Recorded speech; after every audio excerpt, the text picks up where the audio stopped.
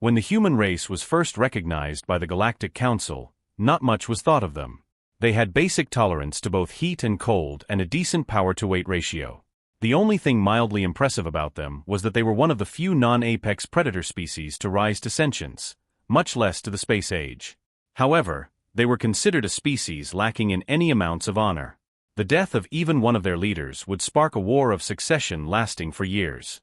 In a sense, they are certainly not the worst species in the galaxy, but they are a far cry from the best.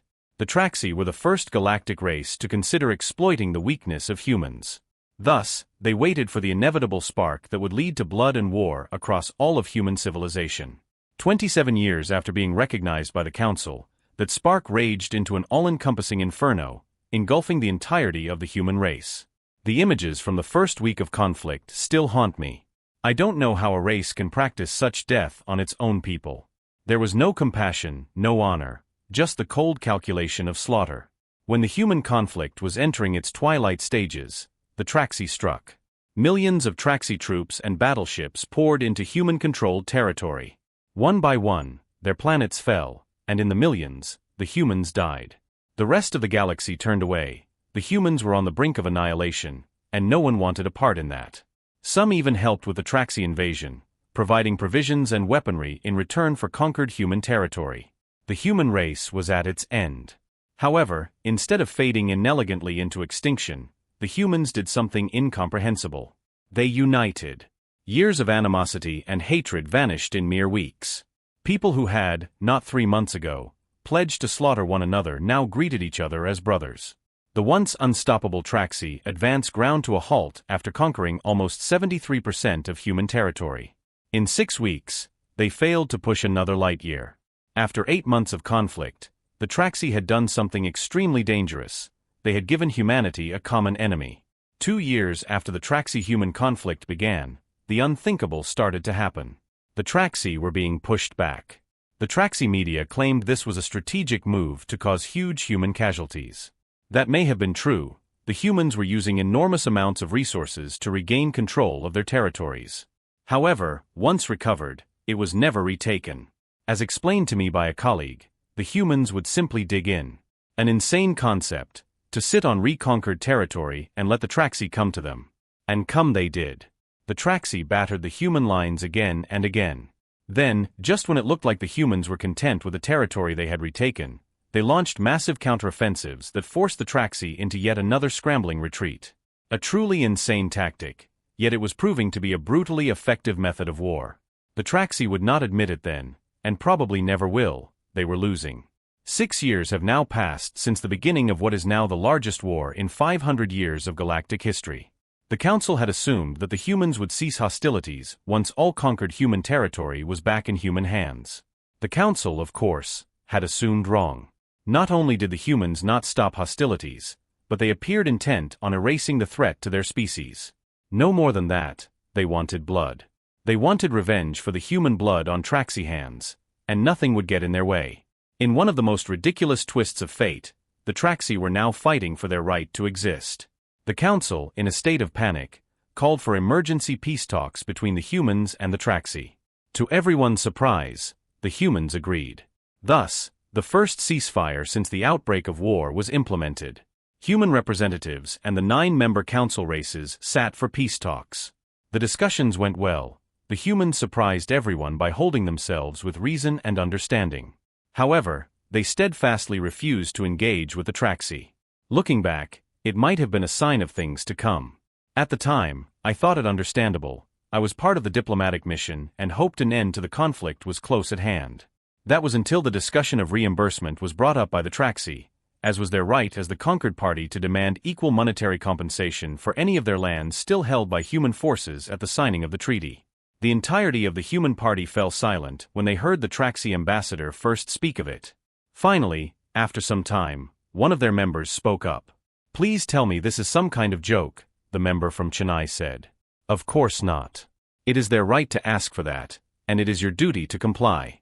To not do so is simply—" The member for Chennai paused for a moment, searching for the right word.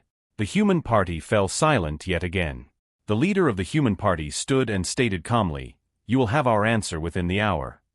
Without another word, he left the room, followed wordlessly by the entire human party. The council, pleased with the outcome of the talks, sighed with relief. It appeared the humans were willing to back off. We waited for the humans to respond with an acceptance of peace. At the second hour, the council received a human message. It was the human leader. For several seconds, all I could see on the vid screen was the human, simply sitting, staring at us with a peculiar look, not talking, not moving, just looking. Blasted human emotions. The member from Chennai suddenly stated, "So goddamn hard to read." The computer chimed to indicate it had completed its analysis. Emotion identified, barely contained rage. The human leader abruptly spoke over the top of the computer. "My dear council members," he turned to smile at the Traxi member.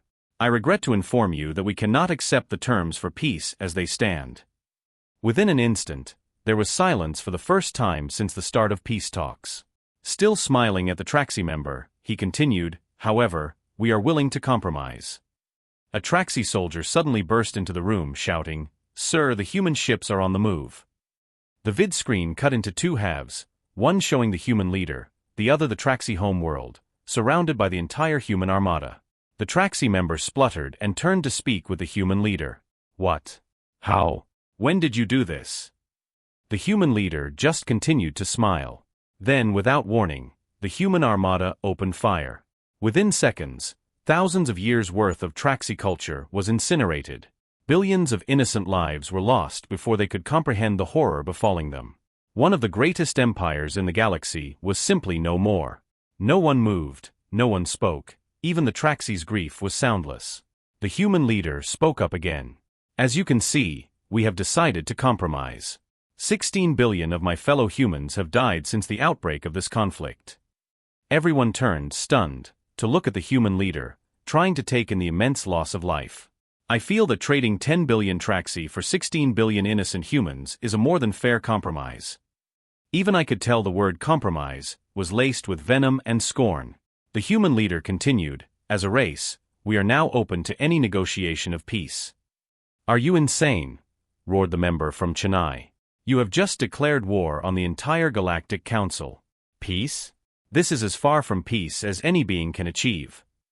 There will be no peace until your vile race is wiped from even the memories of my grandchildren."